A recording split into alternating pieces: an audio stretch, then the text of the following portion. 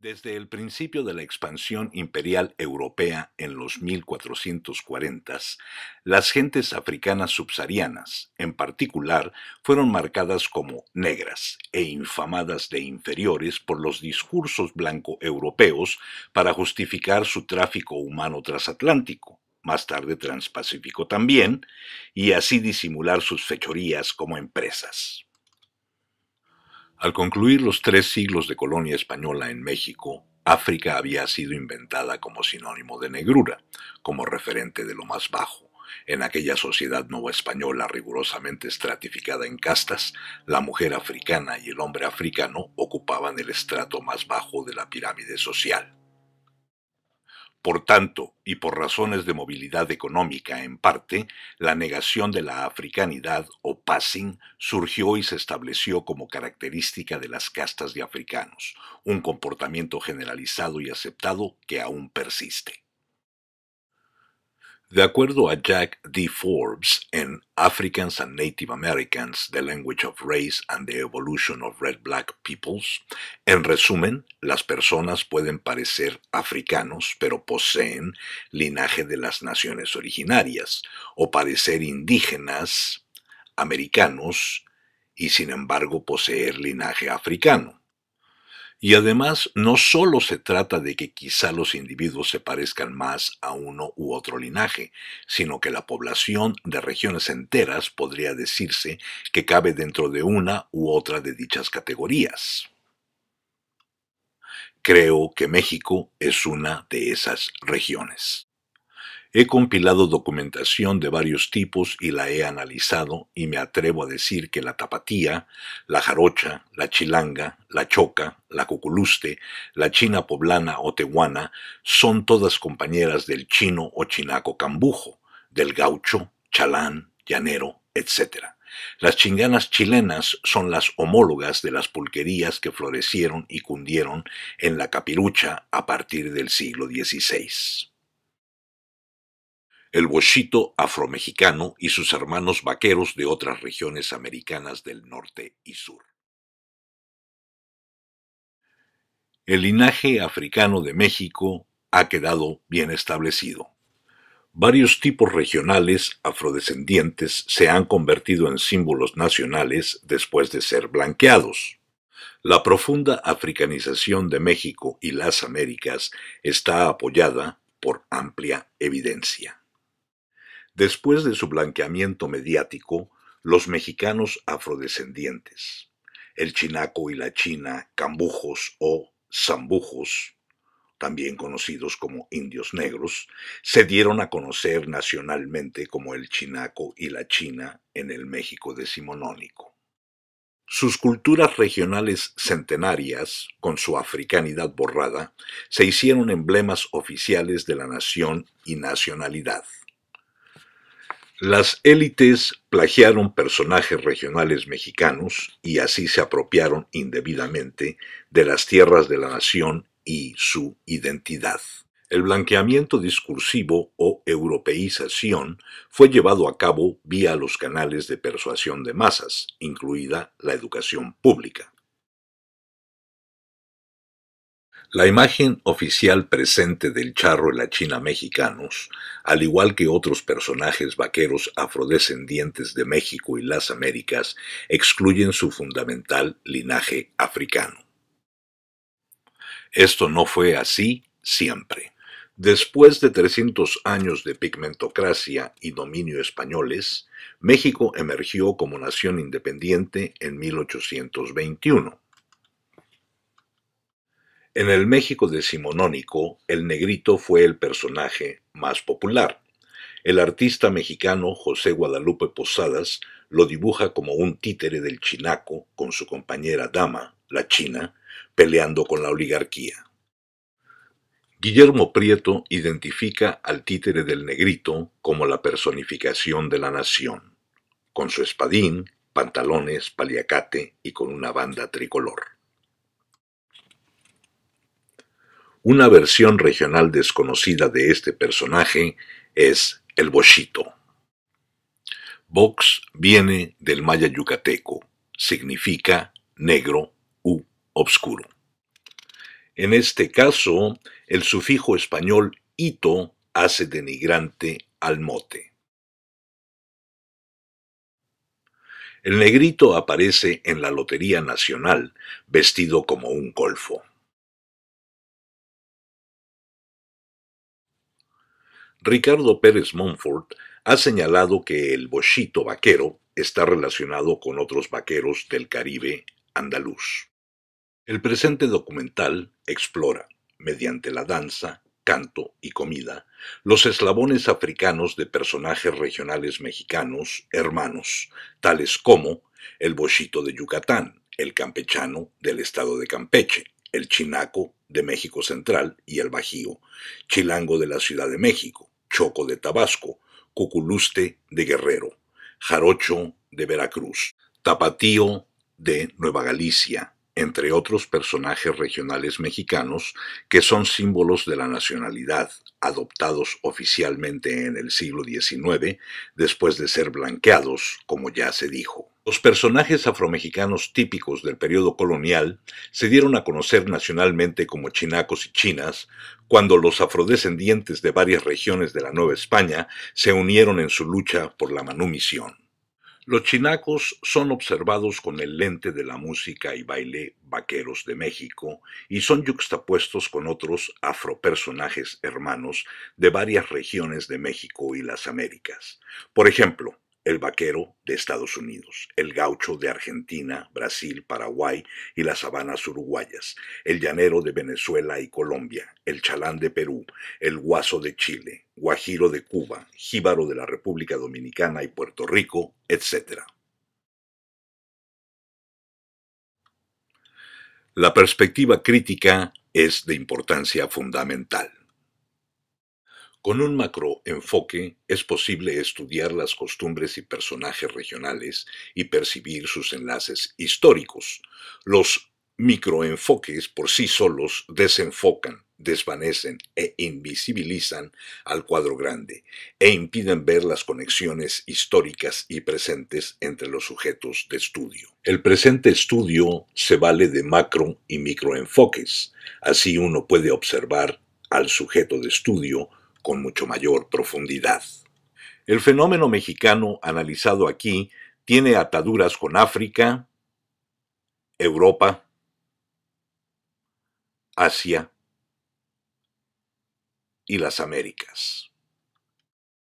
Este es un trabajo transdisciplinario afrocéntrico. La herencia andaluza poscolombina de México y las Américas queda reconocida. La construcción de Al-Andalus por los moros negros principalmente, en parte de la tierra que se tornaría en España después de 1492, es reconocida y subrayada. Los moros establecieron intercambio comercial con el África subsahariana. Entre los siglos VIII y XVI, el comercio transsahariano llegó a su cúspide. Por 8 siglos antes de que Colón llegara a América, africanos subsaharianos libres y esclavizados entraron a Europa. Históricamente, Andalucía y las culturas ibéricas poseen profundas raíces africanas. Los legados a México de los pueblos originarios y de Asia quedan reconocidos, incluyendo las contribuciones de los aborígenes filipinos, quienes entraron a la Nueva España, hoy México, después de 1571 como chinos, una abreviatura de chinos cochinos. Asimismo, debo anotar que las contribuciones asiáticas a México requieren mayor estudio.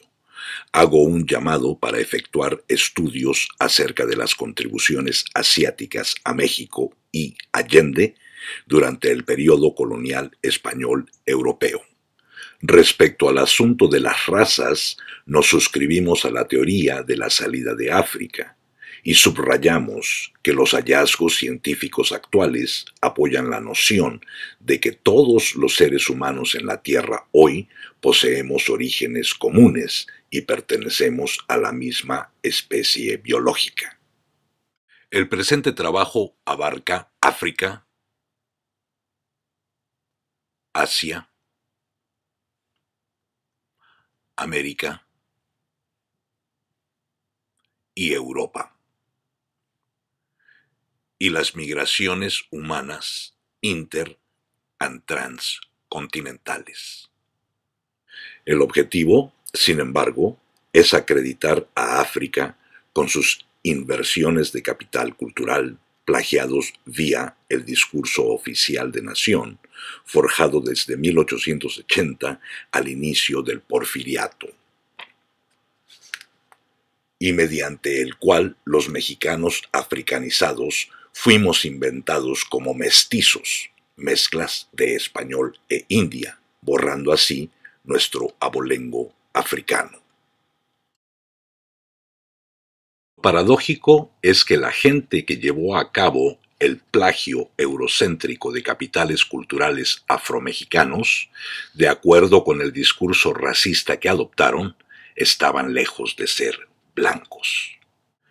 No obstante, las élites porfirianas fueron incapaces de borrar los pasos y huellas africanas y el engoma presente por todas las Américas. Están el zapateo sencillo,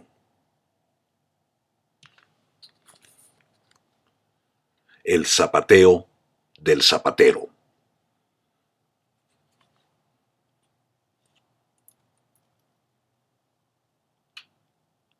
el zapateo corrido para hombres,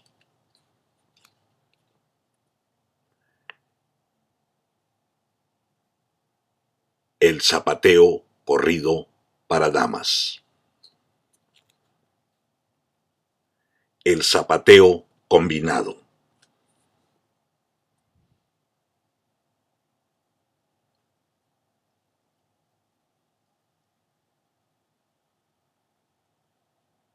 la seguidilla,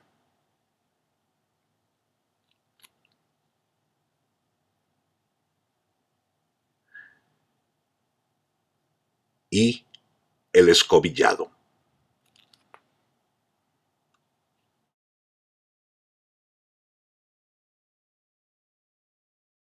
El bochito o la bochita son los nombres regionales para la gente yucateca común. El término, que significa joven negro, surgió después del contacto entre españoles, africanos y mayas. El nombre bochito es aplicado sin considerar edades y es referente del vaquero yucateco. Las vaquerías bochito yucatecas así lo confirman. Las vaquerías son celebraciones del tipo de un rodeo, con bailes y comidas especiales que sin embargo están emparentadas con otras comidas y bailes mexicanos y continentales americanos. Los ritmos de los bailes de las vaquerías se llaman jaranas. Los bailarines de jarana zapatean con la espalda recta mientras agitan un paliacate. El agitar pañuelos es una tradición bantú para espantar a los malos espíritus. A veces se baila balanceando charolas de bebidas en la cabeza. La costumbre de cargar cosas en la cabeza es indisputablemente africana. Las vaquerías, con el mismo nombre y música, suceden asimismo en el vecino estado de Campeche. La gente de Campeche son conocidos como campechanos.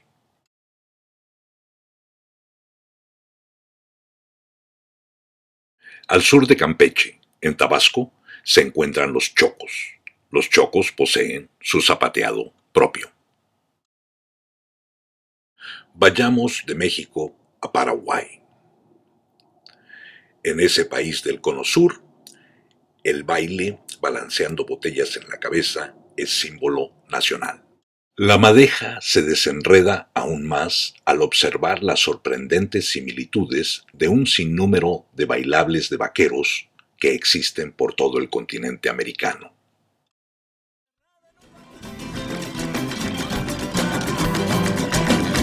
Volaste en un caballo encerrado en un correo. Pero bailalo, gozalo, pero bailalo.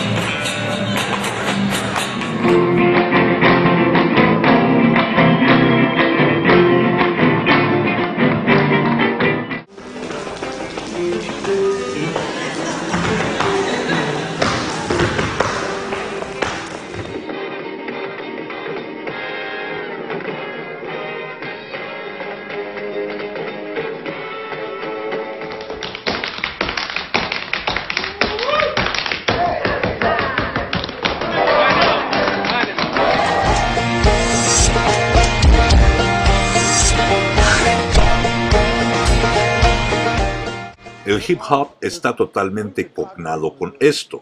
Y luego, en hip hop, hua, el freeze, y en tango, el corte de freeze. ¿Me explico? Esto no es una coincidencia, es lo que llamamos cognación cultural. Las mujeres al frente, barriendo con tela. Esa es una costumbre congolesa antigua llamada comba mambo. Ahuyenta el mal. Limpia la jornada al cielo de la pequeñita. Y si los funerales de los negros de Uruguay a la derecha son así de congos, imagínense qué tan congos son en otras cosas, particularmente en el baile. Gabino Ezeiza, que vivió entre 1868 y 1916. Gabino Ezeiza, quien compuso 400 composiciones. Gabino Ezeiza, quien muchísimo antes que el rap se sentaba a librar batallas de poesía, bellísimas batallas. Una duró 3 días hasta que el contendiente desistió. Pero él es el rey de la payada, la batalla de guitarras vaqueras y batalla de palabras. Lo mismo que el rap.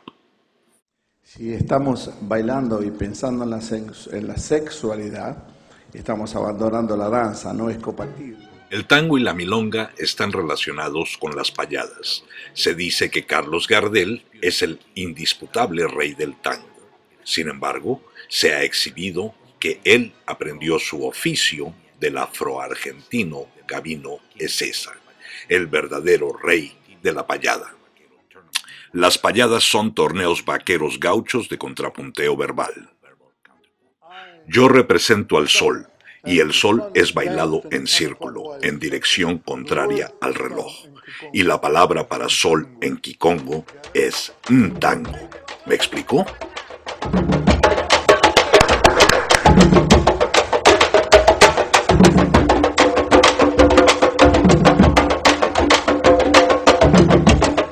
Candombe es kikongo, K es en onda con, ndombe negritud.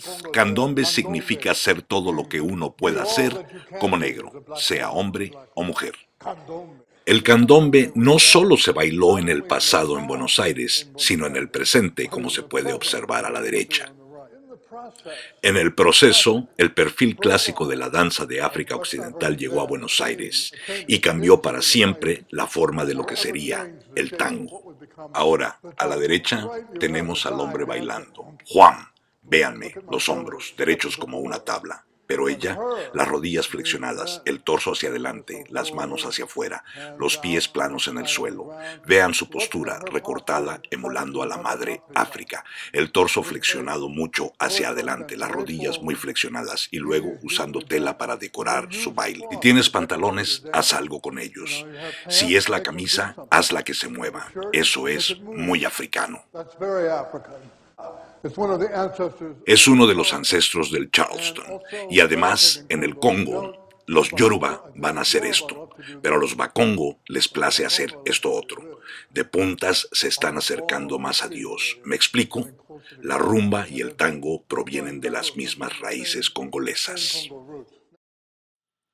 ¿Cuál sería el impacto económico en las relaciones entre África, América y Asia si se supiera más sobre el profundo abolengo africano de México y de las Américas? African-Asian Relations.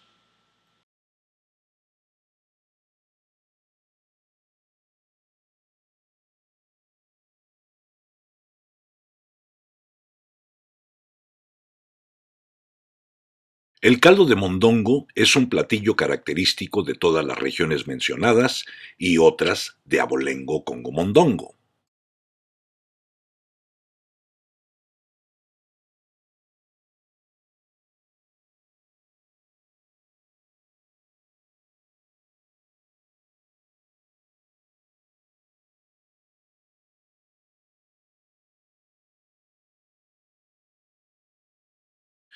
El mondongo jarocho es un símbolo de identidad regional y nacional.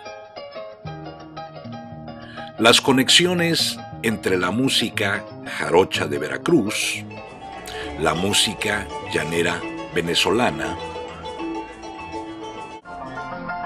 y la música paraguaya son evidentes aún para el neófito. Las relaciones de parentesco entre el jarocho, llanero, gaucho y chalán de Perú, y sus lazos con África se aclaran con lo siguiente. La danza landó peruana es lundú africano de Angola. Viene en el siglo XVI con los esclavos africanos y se folcloriza. Por corruptela de lundú se llama landó. Es del tipo de danzas que podríamos llamar de ombligada, porque su coreografía tiene un momento culminante en que el hombre pega ombligo con ombligo a la mujer. No hay nada erótico ni pornográfico, sino es un rito de matrimonio, un rito cósmico de la filosofía africana. Pues bien, aquí en Lima se le llama samba landó y da origen a la sama cueca, que después se le llama marinera, aunque también se le llama toro mata. Esta danza es muy importante, porque la marinera no es baile limeño únicamente, sino es el baile nacional del Perú. Haití tiene el zapateado, conocido como yuba.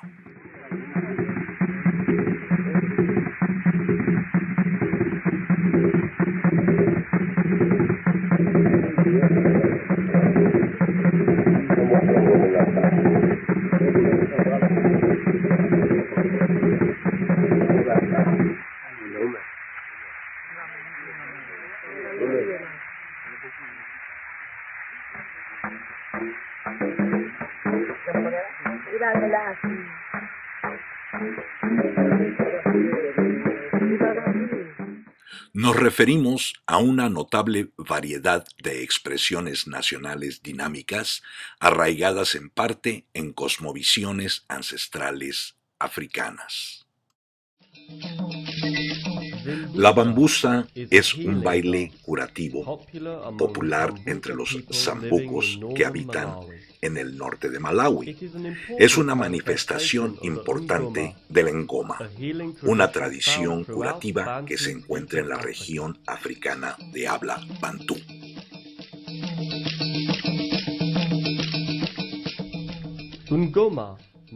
Ngoma significa tambores de congoja. Conlleva una profundidad histórica considerable y no obstante a repetidos intentos al paso de los años para erradicarla, permanece como parte fundamental del sistema nativo de medicina tradicional. Fue a través de los portales de Bahía, el centro brasileño de la trata de esclavizados, que llegaron al Nuevo Mundo de 3 a 5 millones de africanos. Los misioneros los bautizaron al llegar, pero no les importó que mantuvieran sus tambores, cantos y algunas de sus costumbres propias. Aunque la Iglesia después trató de suprimir las religiones africanas, los esclavizados pudieron incorporarlas al catolicismo con sus propias deidades y rituales, produciendo así lo que hoy se llama candomblé. Candomblé permanece muy informado por las religiones africanas originales traídas por los esclavizados. La Umbanda, la más popular de las formas de macumba, es una mezcla colorida de candomblé, catolicismo, religiones de los pueblos originarios y espiritualismo europeo. Una característica central de la Umbanda es un estado de conciencia alterado, descrito por Debo Ortiz como una posesión por seres sobrenaturales. La posesión espiritual es un estado en el cual la conciencia del medio sale y su cuerpo es poseído por otra entidad. Los tambores, canto y baile acompañan a la celebración mientras los espíritus llegan, ordenando comida, bebidas, puros, trajes especiales o cualquier cosa que prefieran. Los miembros de la Umbanda reportan sentirse psicológica o espiritualmente limpios después de recuperarse del posesionamiento. Antropólogos, psicólogos y médicos han quedado intrigados por el éxito de la Umbanda en el tratamiento de ciertos problemas psicológicos y aún médicos. Mediante la Umbanda, los desposeídos parecen recobrar un sentido de poder y respeto mediante su asociación con poderosas fuerzas sobrenaturales. La Umbanda también ayuda a integrar la personalidad adherida al permitir la expresión de aspectos reprimidos de su personalidad en el contexto de la posesión. De la manera en que sea explicada o entendida, la Umbanda opera como psicoterapia para el pobre. La La gente llega buscando soluciones a sus problemas y la Umbanda les ofrece la ayuda que necesitan.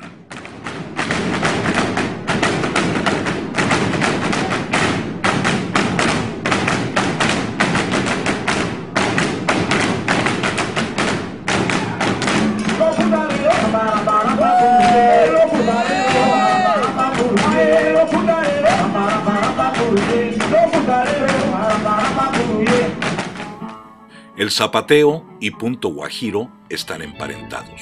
El parentesco entre el punto guajiro, el son ranchero y otros, y sus propiedades curativas o en goma, con base a lo anterior, quedan expuestos.